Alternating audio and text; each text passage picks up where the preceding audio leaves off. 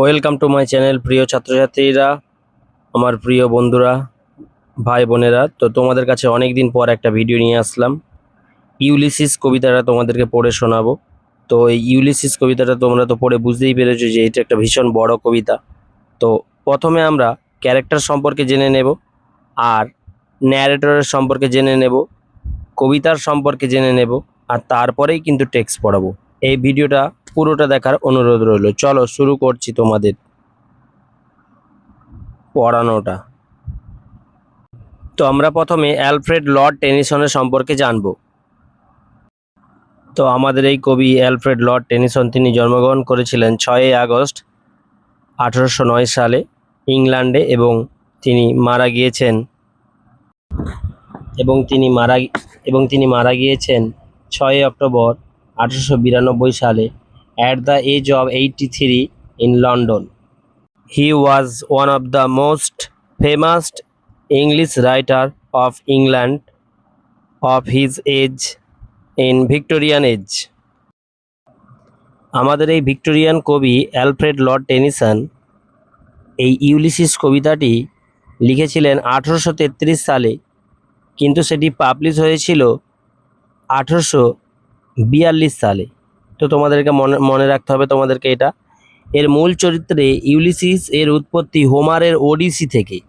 ওডিসিতে Ulysses হলো সেই ব্যক্তি যে বাড়ি ফিরে যাওয়ার জন্য সংগ্রাম করেছে। অন্যদিকে যেখানে টেনিসনের ইউলিসিসে একজন বয়স্ক ও হতাশ মানুষ যে ঘরোয়া জীবন নিয়ে লড়াই করছে এবং বিশ্বকে আরও অন্বেষণ করার চেষ্টা করছে। এই কবিতায় টেনিসন ওডিসি এবং সেই সঙ্গে দান্তের ইনফার্নো থেকে অনুপ্রেরণা নিয়ে ইউলিসিস চরিত্রটি রচনা করেছেন। এবার একটু খুব তাড়াতাড়ি এই কবিতাতে থাকা ক্যারেক্টারগুলো সম্পর্কে জেনে নেব। প্রথমে রয়েছে ইউলিসিস। তাহলে ইউলিসিস হলো বৃদ্ধ, অস্থির, অবসরের শান্ত জীবন নিয়ে বিরক্ত এবং নতুন অ্যাডভেঞ্চার খোঁজার জন্য চেষ্টা চালিয়ে যাচ্ছে। বয়স হওয়া সত্ত্বেও জীবনের প্রতিটি রোমাঞ্চকর মুহূর্তর তিনি উপভোগ করতে চান। পরে কবিতায় স্বীকার করে যে পরবর্তী অ্যাডভেঞ্চারটি তার অন্তিম অ্যাডভেঞ্চারও হতে পারে। মনে হয় সে তার নিজের মৃত্যুর ধারণা নিয়ে শান্তিতে আছে, যতক্ষণ এটি নিস্তেজ, নিষ্ক্রিয় অবসরে ঘটিত মৃত্যুর বদলে দুঃসাহসিকতার মাঝে ঘটা মৃত্যুই তিনি কিন্তু বেছে নিয়েছেন, বা এমনটাই কিন্তু তিনি বলছেন। অর্থাৎ এই ইউলিসিস হলো old, restless, bored with the quiet life of retirement and the seeks new adventure. তাহলে তার ক্যারেক্টারের মধ্যে আমরা এটা জানতে পারলাম।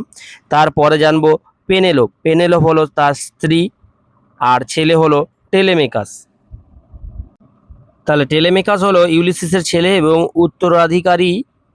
ভালো বিচার ক্ষমতা রয়েছে, জ্ঞানী, এবং তার বাবা তাকে যথেষ্ট ভালোবাসে। ইউলিসিস তার ছেলের হাতে রাজত্বের ভার ছেড়ে দেবে বলে ঠিক করে যখন সে নিজে আরও অ্যাডভেঞ্চারের সন্ধানে বিদেশ ভ্রমণ করবে। এমনটা কিন্তু আমরা দেখতে পাবো কবিতাতে। তো চলো এবার আর যে ক্যারেক্টার রয়ে গেছে সেটা সম্পর্কে জেনে নিই। মেরিনার অর্থাৎ ইউলিসিসের নাবিক দল, যারা তার সঙ্গী, তারা অ্যাডভেঞ্চারের সঙ্গী হয়ে থাকবে, তাদের সম্পর্কে বলা হচ্ছে। এরপরে কিন্তু আমরা কবিতাটা পড়ে নেব line by line with Bengali meaning.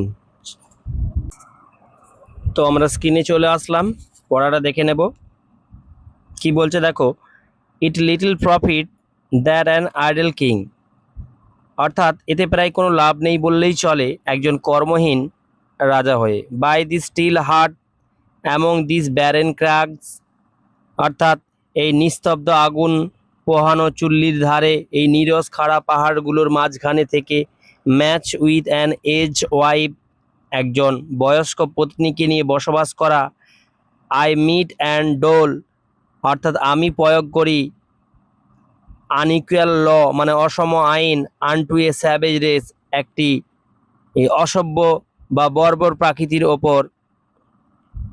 That hoard and sleep and feed and know not me, যারা শুধু মজুদ করে, ঘুমায় আর খাবার দাবার খায়, তারা আমাকে জানেই না। I can not rest from travel, আমি নিজেকে বিরত রাখতে পারবো না ভ্রমণ থেকে। I will drink life to the lees, অর্থাৎ আমি জীবনের শেষ আকষ্ট পান করতে চাই, জীবনের শেষ তলানিটুকুনকেও আমি পান করতে চাই। কবি এখানে বলতে চেয়েছেন তিনি জীবনটাকে তার জীবনের শেষ দিন পর্যন্ত উপভোগ করতে চাই। All times I have enjoyed greatly, have suffer greatly, both with those that love me and alone on shore and when the scaring drip the rainy Hyades vex the dim sea. এটার মানে কি বলছে দেখো, যে আমি সর্বদাই আনন্দ করে এসেছি, ভীষণভাবে কষ্টও পেয়েছি।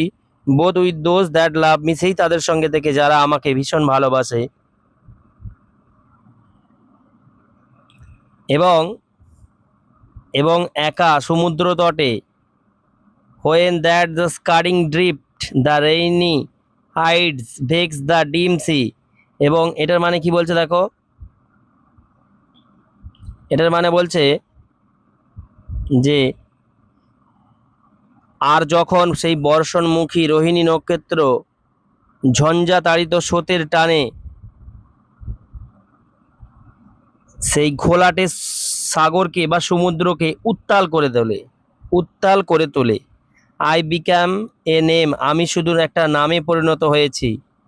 For always roaming with a hungry heart, সর্বদাই ঘুরে বেরিয়েছি সেই ক্ষুধার্ত হার্ট বা হৃদয়কে নিয়ে। মাছ হ্যাভ আই সিন, আমি অনেক কিছু জেনেছি। মাছ হ্যাভ আই সিন মানে আমি অনেক কিছু দেখেছি। অ্যান্ড নোন, জানি। সিটিজ অফ মেন অ্যান্ড ম্যানার, বিভিন্ন শহরের মানুষদের তাদের ধরন সম্পর্কে। ক্লাইমেট, সেখানের আবহাওয়া। কাউন্সিল, সেখানের সভাসদ সম্পর্কে। গভর্নমেন্ট, সরকার সম্পর্কে। Micellar not list but honour of them all, অর্থাৎ দেখো এটার মানে কি বলছি তোমাদেরকে, অর্থাৎ আমি নগণ্য নয়, সব থেকে বেশি সম্মানিত হয়েছি আমি অনেকবার।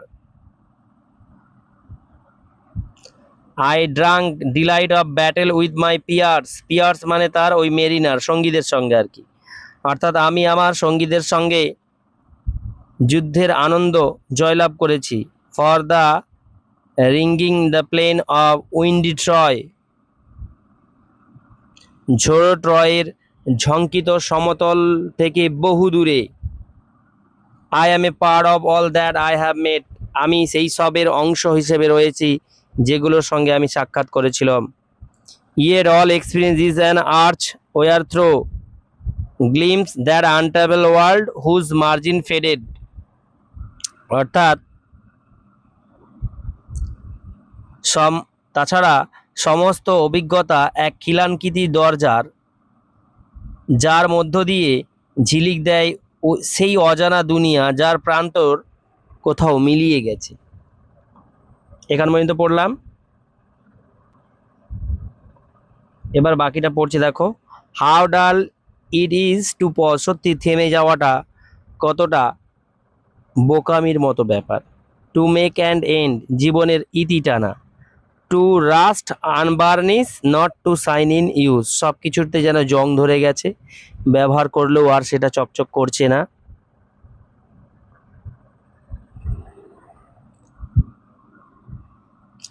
As though breadth war life, মনে হচ্ছে শ্বাস প্রশ্বাস নেওয়াই হচ্ছে জীবন।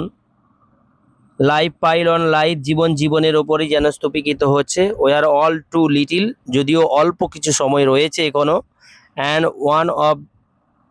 And of one to me little remains, আমার জীবনের আরও বেশ কিছু আয়ুষ্কাল রয়ে গেছে। But every hour is save, কিন্তু জীবনের সেই প্রত্যেকটি মুহূর্তকে কিন্তু বাঁচানো হয়েছে।